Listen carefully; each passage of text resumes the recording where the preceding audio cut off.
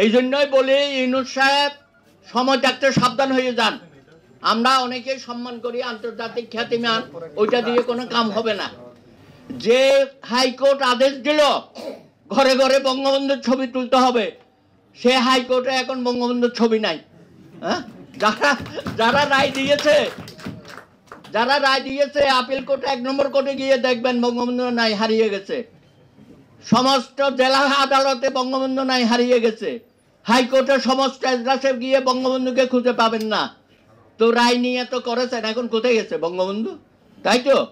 তারপরে সেখানে বঙ্গবন্ধুর একটা ভাস্কর্য বানাইছে ভিতরে ইনার গার্ডেনে। আমাদের বিচারপতিরা প্রায় কারণে অকারণে সেখানে মিটিং করতো। কারা করতো?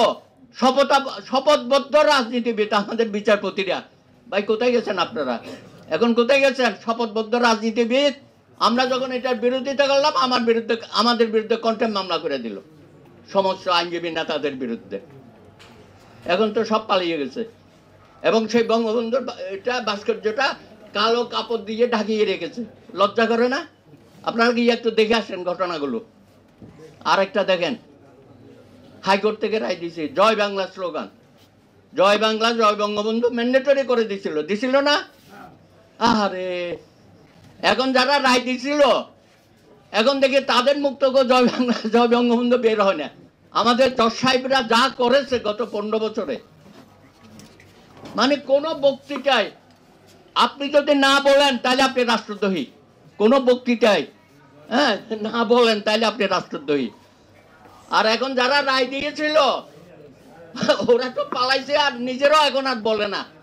সুতরাং ইতিহাস কাউকে ক্ষমা করে না। এই জন্যই বলি ইউনূস সাহেব সময় থাকতে সাবধান হয়ে যান। আমরা অনেকেই সম্মান করি, আন্তর্জাতিক খ্যাতিমান, ওইটা দিয়ে কোনো কাম হবে না। দেশের মানুষের মুখে যদি আপনি হাসি ফোটাতে না পারেন, তাদের অধিকার, তাদেরকে যদি বঞ্চিত করেন, এই যে ভোটাধিকার নষ্ট করেছে হাসিনা, সেটা খুব দ্রুততম সময়ে জনগণের ভোটে নির্বাচিত প্রতিনিধিদের হাতে ক্ষমতা হস্তান্তর করেন। এইটা নিয়ে এদিক সেদিক করবেন না।